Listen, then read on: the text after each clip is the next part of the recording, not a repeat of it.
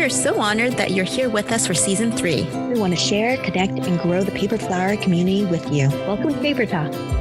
Thank you for listening to this episode of Paper Talk. Today's episode is sponsored by our patron, Bonnie Slipper. We appreciate your donation, and we're excited to keep creating content for the paper flower community. If you are interested in supporting us, head on over to our Patreon page at www.patreon.com/papertalk and sign up as a patron. We would love to see you there. Hello, everybody, and welcome to another episode of Paper Talk. Today, we have Bradley Hartman with us. Brad is an intellectual property and corporate lawyer, and he's a partner at Hartman Titus. Welcome, Brad. Welcome, Brad. Thank you so much. I'm happy to be here. We are so excited to talk to you about this looming issue. I know, we really. have so many questions. It's like a cloud over our heads sometimes, because as artists and crafters, we often really just care about the craft, and we really forget about the other part of it. Once we start dipping our toes into selling our crafts and our art, a lot of us just literally like come up with a name and say, oh, I like that name. And then we start like creating a story around it. We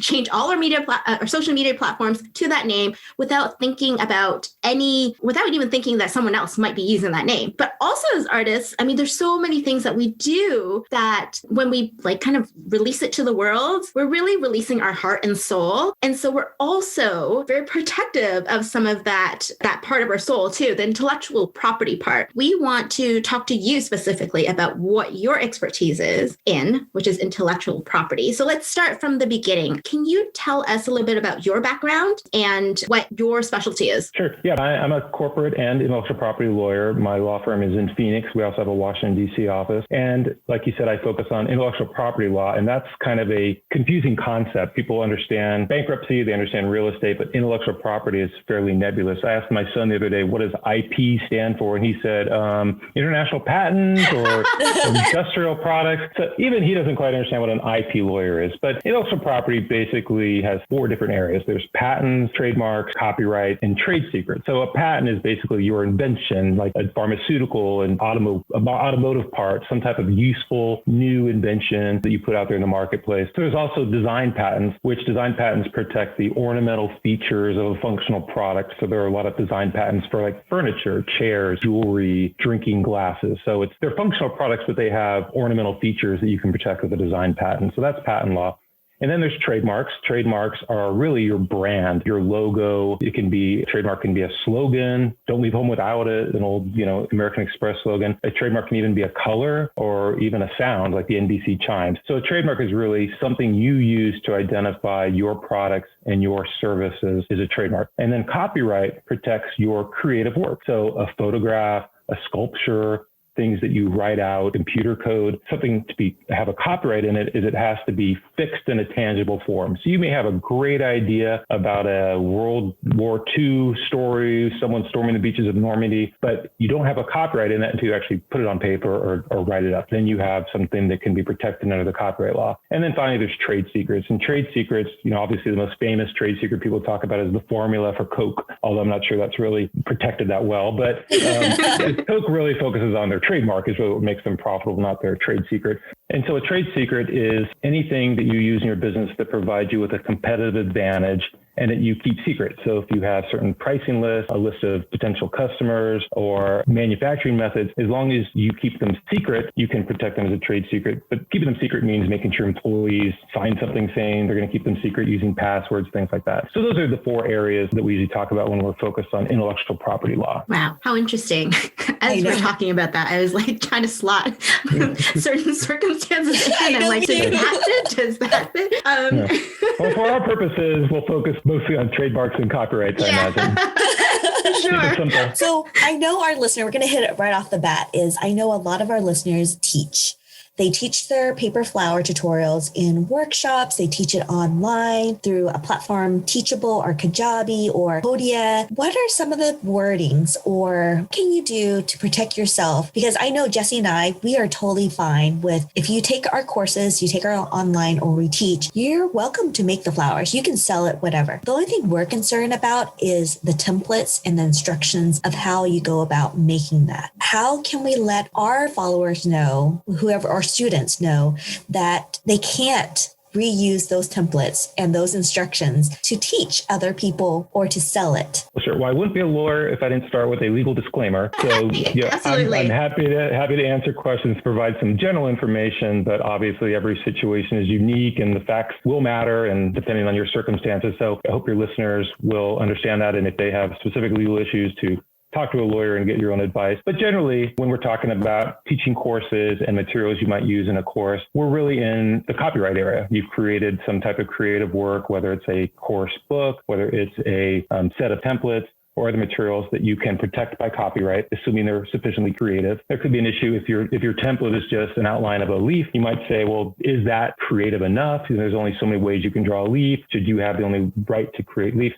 But if it's a book of templates or it's a template that has many different parts that creates a certain product, then certainly that could be protected by copyright law. So if anyone were to take those templates and copy them and distribute them or try to sell them, that would be violating one of your exclusive rights under the copyright law, which is the right to copy and distribute and publicly display your creative work. Course materials, if you have a course material that has a description of how to make a flower, if it's here's steps 1 through 15, and you've written that out and you provide that to people, those instructions can also be protected by copyright law because it's your unique way that you've set forth those instructions. The challenge you have, though, is when it comes to general knowledge that people obtain. So, for example, you can't copyright recipes generally. So there's only certain ways to make chocolate chip cookies. And you can't say, well, I wrote down my recipe and now no one else can use this recipe. And same thing with making flowers. There's certain ways to make paper flowers, certainly many ways to make paper flowers, but it's hard to say that, I have a copyright in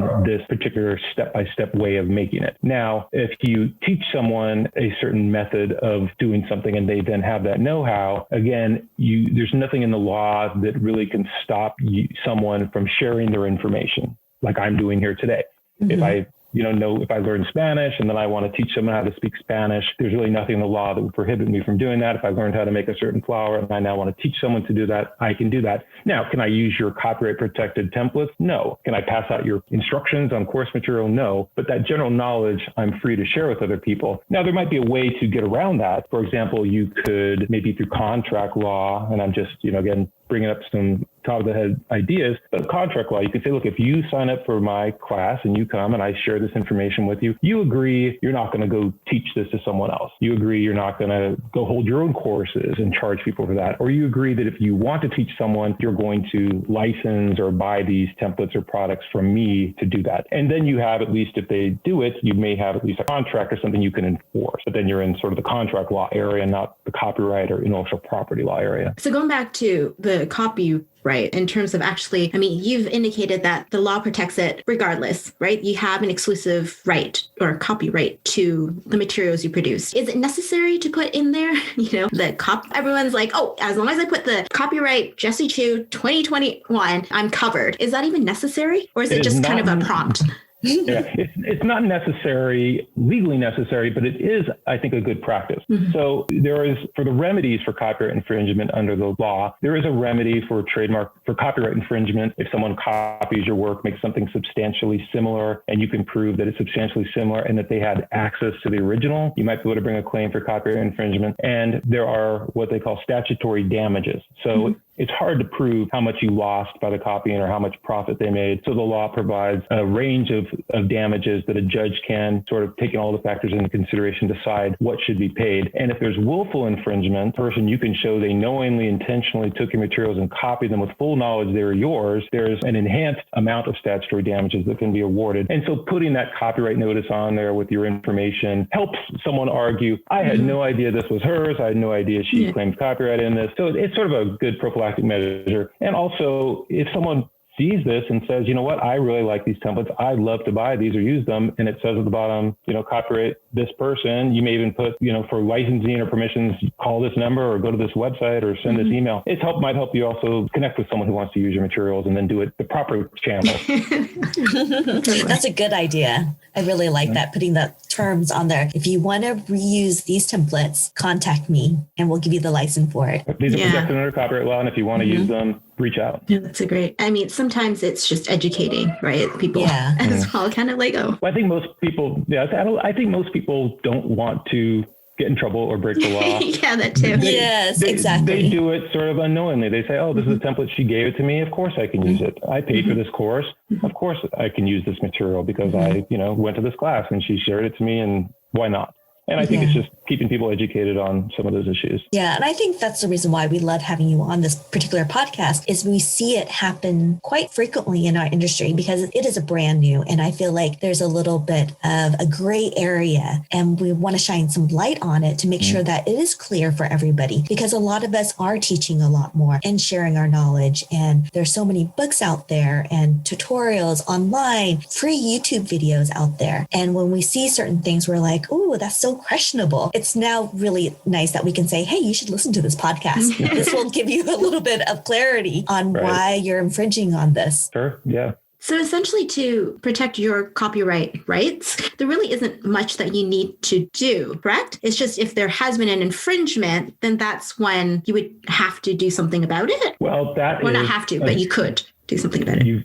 You've gone right into the perfect area, which deals with copyright registrations. Okay. So certainly you have a copyright in what you create. And if you have someone who's infringing your copyright, you can take action to try and stop them. But a very important step in doing that is to register your copyright with the U.S. Copyright Office. So in order to actually file a lawsuit in court, you first have to register your copyright with the U.S. Trademark Office. Otherwise, you don't get a ticket into the courthouse. And a copyright registration can take several months to issue. There are some expedited processes if there's litigation going, but those are expensive. So it's a good idea if you have something new, a new course book, a new set of templates or something. The copyright process is much simpler than the trademarking process. You basically say who created this work, who claims ownership of it, when was it first published, and attach a copy of it, upload a copy of it, and send it off to the Copyright Office, and they examine it, make sure it's sufficiently creative, make sure you've properly answered the questions, and then you get a copyright registration. And so the benefit of a registration, other than getting you into court, is that if someone infringes your copyright after you've registered it, you can seek recovery of your attorney's fees and those statutory damages I mentioned. But if the infringement occurs before you registered your copyright, you have to prove your damages. You have to prove that you lost money or that they made profit off it. So registering early is really, really important.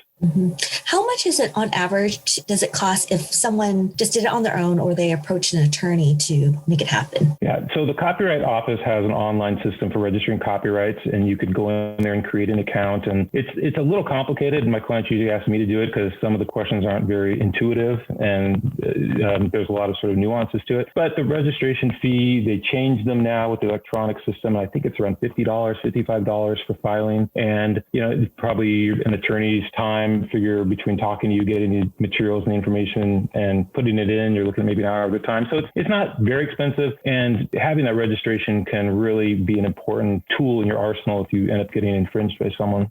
That's a really great idea, a great precaution. Yeah. Realistically, how often do people actually file? So that gets to another nuance of copyright law. So I mentioned that as long as you register your copyright before there's an infringement, you can get those enhanced remedies in court. But the law does provide an exception that as long as you register it within 3 months of your first publication. So you can publish something on April 1st, and as long as you register it by July 1st, you'll be covered for any infringement that might have occurred in the interim, unlike the normal rule where you have to register it first, but there's that 3-month window. So what I typically have my clients do is every 3 months, register your copyright. After you come out with a website, your website, some of my clients, they print off their website and register their website content every 3 months so that any changes have been made, any new content on the website is registered. But it's certainly a good idea that once you publish something, especially if it's a real interesting new novel rewrite, something that you've added a lot of new materials to get it registered with the Copyright Office. But you can copyright, your entire course material. You can copyright just certain templates. You can copyright photographs. You can copyright your website. There's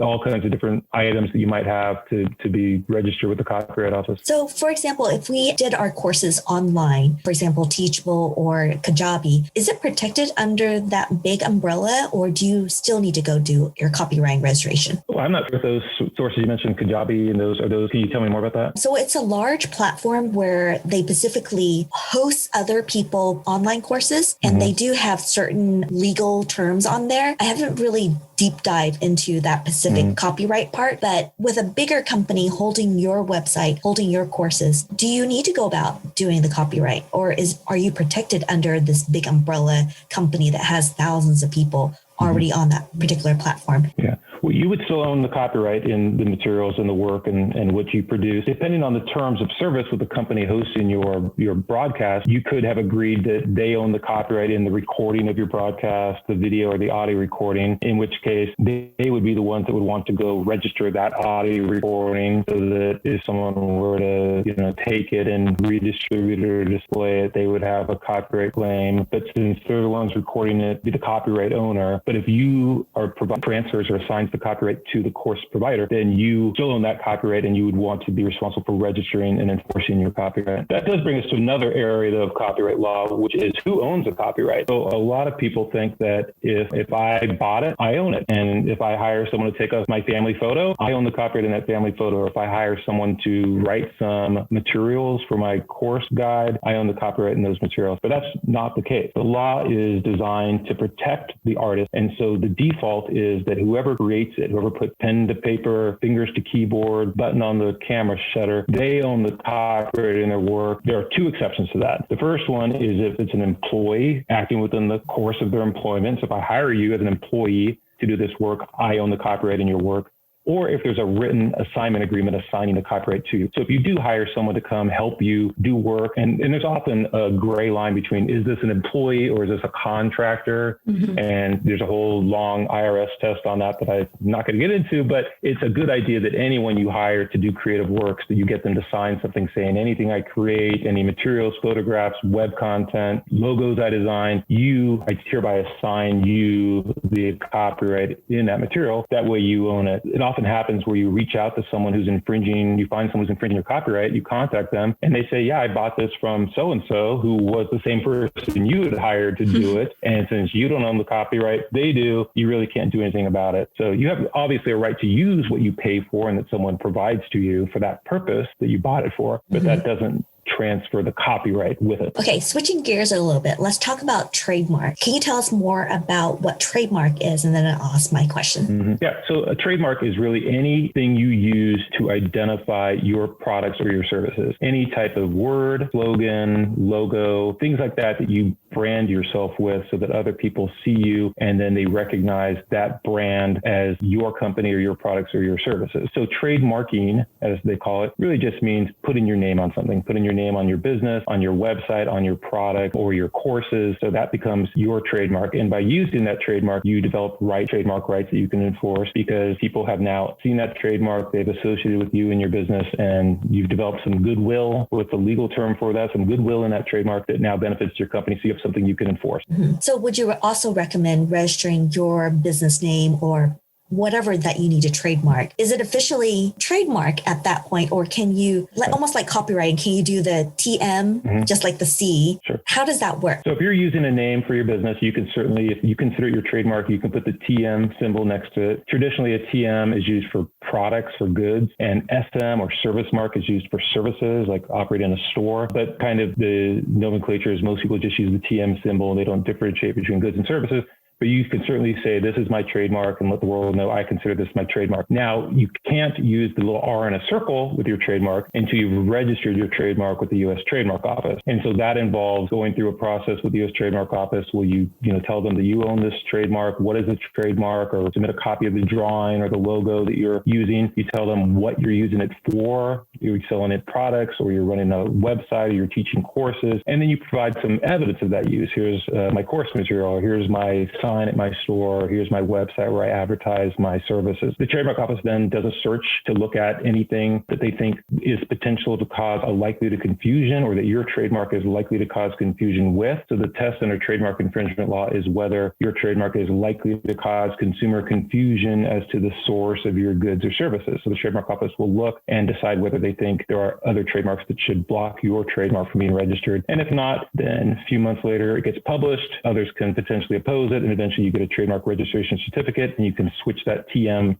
to a circle R. Perfect. And does that only apply to since I'm in the United States, does that only apply in the United States or does it apply international? Trademarks are territorial. So a U.S. trademark covers all 50 states. If you are going to be using your trademark in any other countries, you will have to go register that there as well. So there are some international conventions and treaties that allow you to extend your trademark registrations into other countries. So there are methods by which you can protect your trademark in other countries after you file it, but you cannot go sue someone in Australia that has adopted a confusingly similar name to yours, or even your identical name, unless you can prove that you already have some rights in Australia, customers in Australia, use in Australia, or you've registered in Australia. Some countries, especially in Asia, they don't even care if you've used your mark there. They go strictly on who's registered it. If you're the first one to register Pepsi, you get to use Pepsi in China. So it's really important, especially if you're concerned about trademark infringement in certain Asian countries, to go register your mark right away. Mm-hmm. At what point would you consider, I need to trademark this internationally? Well, I guess it depends on your business plans. So after you've registered a trademark in most countries, it is vulnerable to cancellation at the request of a third party if it hasn't been used for 3 years in that country. So once you register a mark and 3 years has passed, people can go in and petition to cancel your registration on grounds that you aren't using it. Mm-hmm. So if you don't plan on using your mark in the next 3 years in a certain country, you can certainly go register it in many countries without using it and without proving you're using it, but you do take a risk that it might be canceled if you don't use it. Also, trademark registrations can be expensive. The more countries you register it in, there's renewals, there's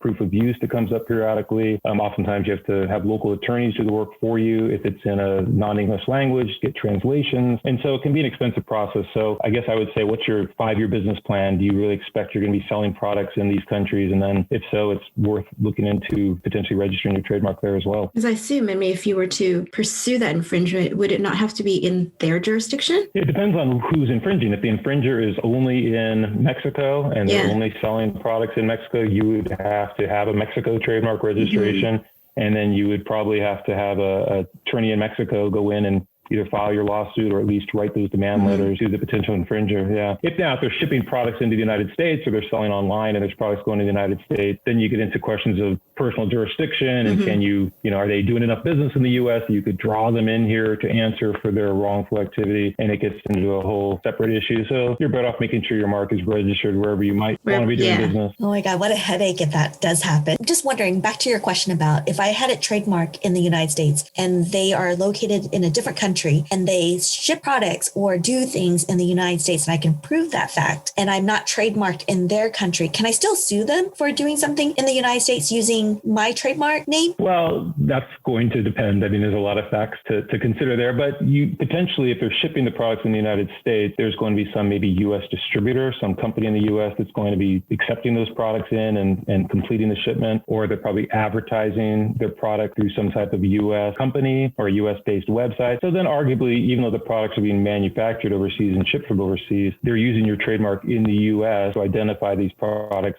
There's always the question of can you get to the real infringer? Are you going to sue the distributor? Are you going to go after the online website operator? It can be tricky, and it's a real problem. They say imitation is the sincerest form of flattery, but having your brand, a lot of companies, unscrupulous companies, they love seeing interesting trademarks and interesting products, and if it's popular and it's taken off and it's not registered yet in their country, they may go register it and start creating knockoffs. And if they register it before you, they may end up having rights that you can't stop. That is so interesting. I have so many more questions. And I bet you guys, if you're listening to this and you happen to hear this on the day that this particular podcast launches, which is launching on March 25th, we are going to be hosting Brad on our Clubhouse room, Paper Talk. And if you have further questions, this is your chance to ask him. So it would be perfect, you guys.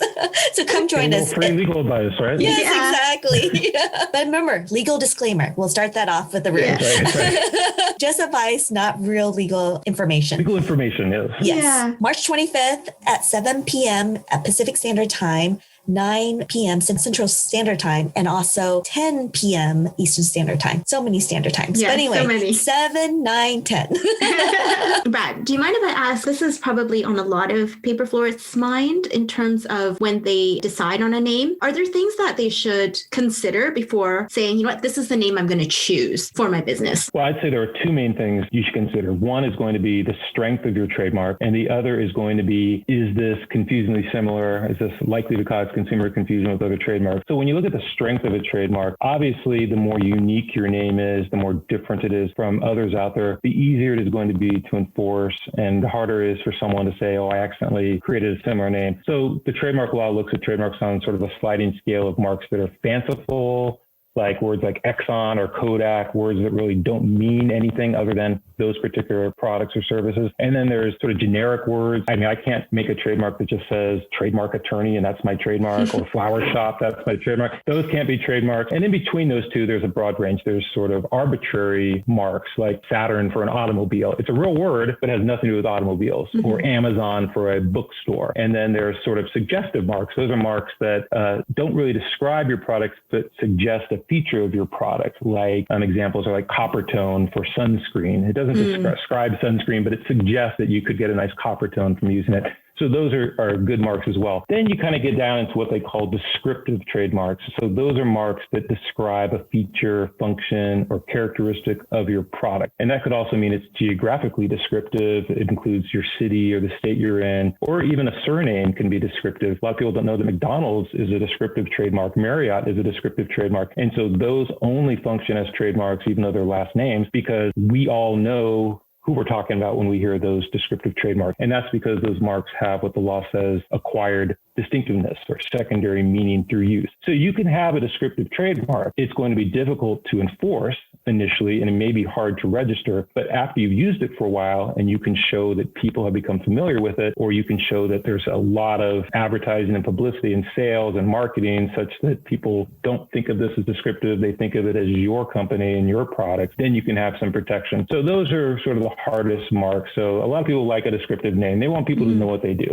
Yeah. They want to be, Phoenix trademark lawyer because they want people to know who I am and what I do. And it's tempting. It's tempting to do that, but those are not the easiest marks to enforce. So finding something unique to go with it, to put in front of your descriptive name, creates something unique. And so that's a good idea. Then, of course, there's finding out, is there someone using something confusingly similar? So when you file your trademark application, the trademark office will look at any trademarks that are already registered or pending to see if there's something confusingly similar, but they don't look beyond that. So if you want to register your mark, all the trademark office looks at is what's there in their office to consider. They don't look beyond that. But as I mentioned, just putting your trademark on something gives you trademark rights, even if it's not registered. So you always run the risk that even though you've filed, even though you've registered your mark, there may be someone using the same mark for the same goods or services that's not registered. And they could come after you and try to get you to stop your use of that mark or cancel your trademark registration. So it's good to do some Google searching, look at some domain names, see what you can learn about them. There are companies out there that, will do a comprehensive search of every trademark registration database, corporate names, news articles, LexisNexis, Dun & Bradstreet, to find any name that's confusingly similar and let you know before you adopt it. If you said, I'm going to spend $100,000 tomorrow to launch a campaign, or I'm going to buy $1 million Super Bowl ad next week, I'd say, before you spend all that money, let's really dig into and find out if this is a name, because nothing worse than being told after you spent all this time and even years using a name that you've got to change it. So I say, it's like telling someone you have to change the name of your 10-year-old son. It's no fun to be told you have to change your name. So it's good before you adopt it to be confident you can use it. There are a lot of services when you file sort of online services, you can file a federal trademark application through, and they say, as part of this, we'll do a search for you. But those searches are often just sort of an exact name search. They don't look at common misspellings. Someone might spell express with just an X or crafty with a K, and those might not show up in a search. So you have to be careful and do some due diligence on that name. Yeah. Speaking of names, do you recommend that someone name their business after their first and last name? Yeah, full name. Well, a last name would be considered descriptive. So the trademark office considers surnames to be descriptive. So that could be a problem. But certainly, a first and last name, there are many trademarks that comprise first and last names. A lot of artists, actors, musicians have trademarked their full names as a trademark. Sure, if you can show that descriptive name, you've been using it and people now associate it just with you and your company and your product, you could arguably obtain some trademark rights in that. When we get really big, Quinn. Yes.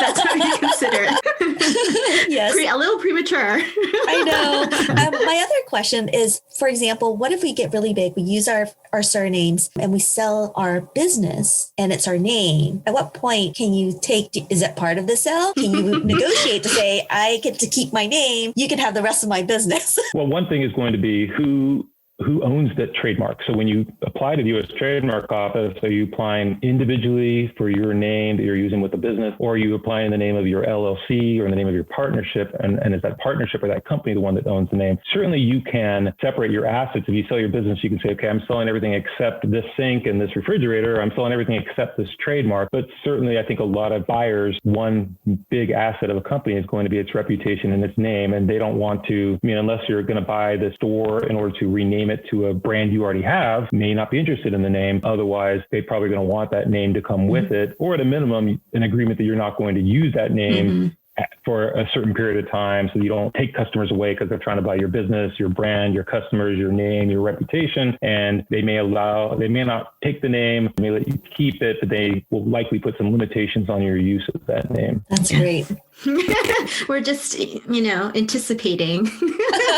Well, some things I face is, the president of the company says, oh, I'm going to use this name for the company, and it's a great name, but he wants to keep it in his personal name because he loves his name and he wants to take it with him if he ever leaves the company. And then, of course, the company gets in a fight with the president when he does leave, when they suddenly realize you registered this in your personal name. Wait a second, this is an asset of our company. People know this is our company. Yeah. You're taking, and it's a monetary asset. It's worth some money. Sure. Brands are valuable. For sure. Yeah. Yeah. Is there anything that we haven't covered that you'd like our listeners to know about? Well, one other sort of tangential issue to trademark law is domain names. So there's a whole series, and I keep saying it's recent, but I guess it's been 20 some years now since domain names came of fashion. But, a lot of people will have a domain name registration and find out that someone registered a slightly different spelling of their domain name. It's a very popular thing for people to do to either misdirect traffic or steer people to a competing website. So there are remedies in law to go after people who, what they call cyber squatting, registering domain names that are the same as your trademark or confusingly similar to your trademark, or a slight typo in your trademark. It's, it's not as expensive as going through a whole, federal court legal issue, but there's certain administrative remedies to go about to try and get that domain name taken back. But I usually tell my clients, think about variations of your name. If you're going to be bradhartman.com, make sure you also are bradhartmantrademarks.com or bradhartmanattorney.com. If, spell common typos, bradhartman with 2 N's.com. I get that a lot. So, think about, and for $10 a year, that's about what a domain name registration costs. It's good to think about variations on your name that you might want to snap up so no one else does. That's a good idea. Yeah, that's a great tip. So we're going back to copyright. I don't think we ever, I asked you, your rights to copyright, is that territorial as well?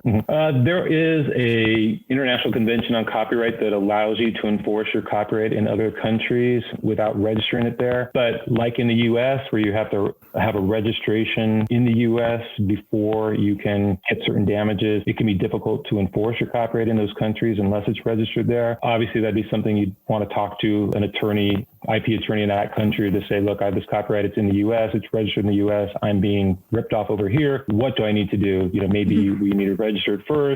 Some countries, hey, as long as it's registered in the U.S., we'll honor and recognize that registration. So you don't need to do anything. We'll send a letter or we'll file your lawsuit for you. So it really depends on the country. Good, interesting. And I think that, before we get into the drinks and listening, you've been so helpful. But Thank you so much. I know that a lot of our listeners sometimes are a bit intimidated when they want to reach out to a lawyer, but they're not quite sure what to expect. Picking up that phone, and sometimes people just think picking up that phone, they're going to talk to the lawyer right away and they're going to suddenly am on the clock for, every single word. So Brad, tell us a little bit about how your office works. So say I have a question, I want to contact you, I want to get some legal information from you or legal advice. Can you kind of walk us through that process? Sure. And, I usually provide an initial consultation for free. I'll give you some time on the phone to talk about your issues and kind of figure, is this something you need my help with? Is this something that you have anything really that you need to worry about? Not all lawyers do that. So it's really important if you contact a lawyer to make sure you understand. And some lawyers will say, look, I'll give you an hour of my time for a certain rate, or I'll give you a half an hour for free. So certainly if you call a lawyer, make sure you ask, what do you charge for an initial consult, and make that clear. Understand too that your lawyers have to run conflicts. They have to make sure that if you're calling them to complain about a business down the block, they have to make sure that their partner doesn't represent that business, or make sure that business isn't one of their current businesses, or that trademark isn't a trademark of one of their clients. So understand that an attorney will usually ask you up front, give me your name, your company name, your trademark, who's the other side, and it's confidential. So you don't need to worry that they're going to go, oh, I just got a call from someone, they're coming after you. Lawyers are required to keep those types of communications confidential, even if you haven't engaged used them yet. So feel free to reach out on that. I guess I'd say the most important thing, though, when you finally do talk to a lawyer is to be prepared. Go to the meeting knowing, what is the information that's important to share? What is it that you're concerned with? And what is it you want to accomplish? So again, lawyers are selling their time. And so you don't want to spend the time talking about, my brother and I started this business and then I got mad at him and, I kicked him out of the business and we had a problem with our landlord. That's all interesting, but you're just taking away time. And I know a lawyer also, when you're meeting a client for the first time, you're considering, okay, what's it going to cost to do this for this client? And if the client talks a lot, gets off track, needs to hear things multiple times, takes a long time to respond to questions, you start thinking this is going to cost a lot more than it should. And so you're going to have to pay more because your lawyer is going to realize that this is going to take a lot more of his time or her time than it should. So being concise and being prepared is also helpful. But certainly, the lawyers will help you talk about what your rights are, what your options are, what you can do going forward. And so, I would say if you're having any problems at all, certainly do reach out. The bar associations, you can search for lawyers through bar association websites, usually have specialties, intellectual property, patent, copyright, whatever issues are. And you may end up with a secretary or a paralegal at first who then wants to run your conflict information and schedule an appointment, and then you get on the phone with someone, or you may get lucky and the lawyer answers the phone, and if you caught her at a good time, she's happy to take your call right then and there. So I'd say, lawyers are there to serve the public and to provide information and help people. So don't hesitate to call a lawyer, but do make sure you understand the parameters from the get-go. How much is it going to cost me? And even if you hire a lawyer, some lawyers will do things for a fixed fee. Okay, I'll do your trademark application for this price, or I'll send that letter for this price. Other lawyers will say, it's going to be in this ballpark, dollar-wise, or some lawyers will say, well, I charge this much an hour. So make sure you understand their billing arrangements. And if you want to put a cap, hey, don't spend more than this amount of money, I can't afford it. Or what can we do to make this cheaper? Or what can I do to help this process myself? A lot of times, if you say there's an infringer out there, instead of saying it's Joe Schmo Company in Florida, and then the lawyer has to go look and dig in and find the website and see what they're doing. If you say, look, here's the website, here's pictures, here's my concern, I've circled the product, it makes things a lot easier and cheaper for you. Such good tips. Thank you so much. Yeah. Would you be able to handle cases from across the U.S. because it's federal jurisdiction, right? Right. So I'm licensed in Arizona and the District of Columbia, Virginia, but I've done cases in many different courts across the country. So the U.S. Patent and Trademark Office is located in Washington, D.C., but we file applications from anywhere. They're processed in Washington. So you can use a lawyer in almost any state to deal with the U.S. Copyright and U.S. Trademark Office and U.S. Patent Office. If you start getting into litigation, where you're going to be filing a lawsuit, you're probably going to want to have a lawyer who's licensed in the state where you're going to be filing that lawsuit, who knows the law and the rules and the procedures. Even though it's federal law, there's always local nuances in the court systems. If you're going to be doing a contract, you want to sign a contract with someone to do something, or you have a settlement agreement with someone to resolve something, you're going to want a lawyer in the state where the agreement is going to sort of be enforceable. You might say in the agreement, this contract can be enforced in, Chicago or in Illinois. You might want to have an Illinois lawyer doing that if that's where you prefer to enforce the contract, to make sure that it complies with Illinois law. You don't go to court and someone says, well, who put this in here? We don't do that in Illinois, and the contract becomes a mess. So, but generally, when it comes to copyright, patents, and trademarks, you can use a lawyer in almost any state. That's great. Thank you so much. All right, now to the really fun part. So while you're working in your office or now at home, what do you drink? And are you listening to any podcasts, audiobooks, or can you watch TV? You watch the news. Oh, when I'm working, I don't drink, although sometimes it's tempting. You get that client, you hang up the phone and you want to reach for something, but usually it's just some coffee from my pot, a little half and half in it. Drink a lot of water. And as far as listening, my music is all over the place. I do some Peloton classes, and usually when I do a class, I hear a song in the background. I'm quickly grabbing my phone and Shazamming it and going, oh, what is the song? I like the song. And so that I always have new music, because I always hear something interesting out there that I save and create playlists and listen to when I'm running or outside or in my office. But it's nice, and things that are mellow are helpful in a stressful attorney's life. Absolutely. I think you're the first person who said music from Peloton. That's awesome.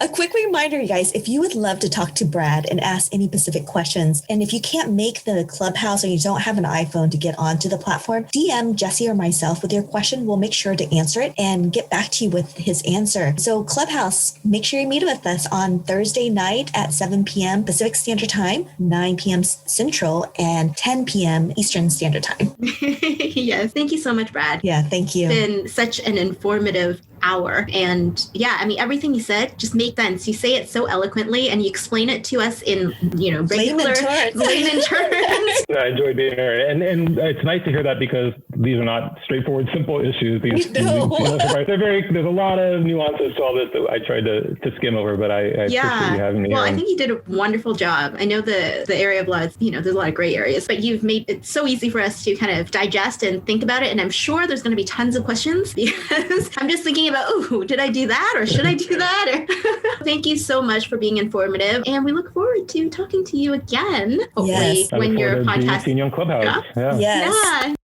Thank you so much for joining us each week and listening to Paper Talk Podcast. This week's podcast is sponsored by Paper to Profit. In Chapter 2, we talk about how to market your business. And one of the ways that we suggest is using social media platforms. Quinn, can you tell us a little bit about how to leverage Instagram? So one of the key things about Instagram is everybody knows about the Instagram algorithm, how it changes all the time. And it's so annoying, and shadow ban and all those things. So nowadays, with doing Instagram for so many years now, I do not think about shadow ban as much. Because now, of course, my following has grown a lot more. A lot of people have their notification on to make sure that they see my posts. Quinn, do you mind telling us what shadow ban is? So shadow ban is when you use a particular hashtag that is on the ban list. And there's been rumors that shadow ban doesn't happen, but you know what? It does.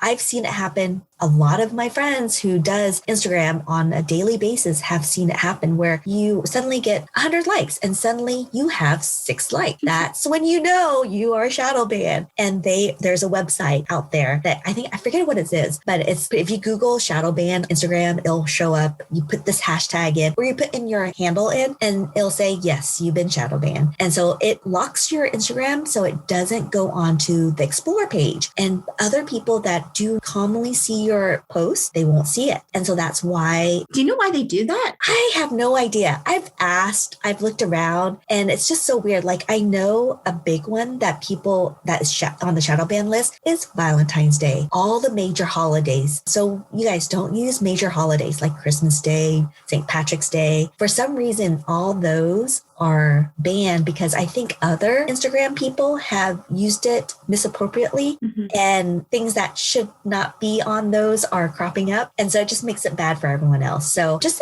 think of creative ways how to go about using those hashtags. So if you want to do Valentine's Day, maybe do V-Day or Sweetheart Day or something along that line that is close to Valentine's Day, but it's not. You can do February 14th. That's not shadow ban. And so think about how that goes. And one of my tricks is I look at the really big people. One of my favorite people that I use that I look at a lot is Ann Woodlucker. Her Instagram hashtag, you guys, are amazing. I don't know how she comes out with them, but they're beautiful. They're magical because they work with the algorithm really well. Because one of the things that you want to keep in mind when you're doing Instagram is you want to have 3 really large hashtag that is talking about 500,000 or more. Then you want a good grouping like 10 to 12 that is below the 500,000. So you want pretty much like 80,000 to 400,000 mark. And then you want the rest of the grouping to be under the 50,000 mark. So the little niche one that doesn't have that many following, that will show up as you being one of the top ones. So you want a good mixture of all those different types of hashtags to get a good, and use all of them. And I always I leave a few extra ones because you're allowed to do 30. So I try to do like maybe 27, 28 and leave a couple extra in case the person that comments on my post, they actually use a hashtag and it doesn't ding me. And so what happens when you go over the limit, your post is no longer active, which is so weird. So Instagram needs to fix that. But I do agree that too many hashtag is it'll flood your post. So, and then another thing is a lot of debate has been going on is, do you put your hashtags in the comment section or do you put your comment on the very first line? This is really interesting, you guys. So I've been doing a test, and if you can go back on my post, you'll see that some hashtags are in the comment section and some are actually in the body. And so I just do a test and I look at my insights, and I think you should be a creator account or a business account to be able to see the really good business analytics, but track it. I love numbers, and I'm constantly, if you look at I have a book set aside for my social media, like how many numbers do I have today? How does that post working? So that way I can flip back and see how it's working. How about you, Jessie? I don't have any tricks, to be honest. But I post when I can. I post once a week. And part of it, I mean, I just look at my numbers. I mean, numbers aren't everything, obviously, but some of it is organic, as in, just the number of years that you're on Instagram, you will get a minimum amount of followers. It's just what happens with time, you get followers. But I also believe in posting consistently. I mean, I only post once a week, but it's consistent, and posting your best work. Yeah. I absolutely believe that because, I'll post my work in progress in my stories, but my best work goes in my feed. And if I don't have something to post, I won't post it. So if it's shot in, terrible lighting, or it's something I'm not proud of, I don't post it. And I think it served me well because my Instagram feed, although it's not curated aesthetically in terms of, it has the same look, it's curated aesthetically in terms of my art and the type of work I want to do. And that has consistently brought in followers who like what they see and who like my work. I think that's important. And so if there's something that you're not quite sure about, maybe test it in the stories. See what that looks like. What is the response? And then if the response is great, post it, But otherwise, I mean, I think you do kind of have to, when you are running a business, you do have to kind of figure out what to post and what not to, especially if you're posting once a week like me, because that means that your box of 9 doesn't move very much. Right? You can't just keep posting and then your crappy post is at the bottom. It just doesn't work that way. Or archive it. Or archive it. Archive, let's say, your really old posts or posts that you feel, okay, I posted, I want to keep around, but it's not on brand or it's not what I want to do right now. Archive it. Otherwise, I don't really have any special tricks, to be honest. I really believe in doing good work. I really believe if you have beautiful images out, people will interact with you. People will see it. And the more people who see it and the more people who comment, the more it will appear before more people. And that's how you get people to see your work. As you're starting out, don't worry about your feed as much. You really want it to be your portfolio of all your different works. Because at the beginning of your business, you want to show your clients that you have a good range of skills. So go ahead and put things out and then take a look maybe 3 months or 6 months down the road. It's like, I think I'm done with this photo. Archive it, clean it up so it looks really pretty. But when you are just building your business, do dark flowers, do moody flowers, do light and airy, test it out, see what your followers like, because that's the best way to find out who your clients are. And who is commenting. I think that's really important, having that dialogue. Don't just post. Make sure you reply back. If anyone just gives you emoji, say thank you, because they're boosting your post up. So if you get spammers, just say thank you. Don't delete it. Just post it up, because the more comments you have, the more they're boosting your comment up. So yay. That's true. Taking a different twist of luck on that. Everyone gets those spam posts. It's fine. Yes, you don't need to be ashamed of it. Yeah. If you want to know more about Paper to Profit, head to our website, www.papertalkpodcast.com, and sign up for the wait list. And the doors to Paper to Profit will open on May 10th. We hope to see you there. If you're looking for a way to support us, please hit subscribe and write us a review. We would appreciate it so much. You can also support us as a patron on patreon.com. Your contribution would help us continue to create great content for you and the Paper Flower community.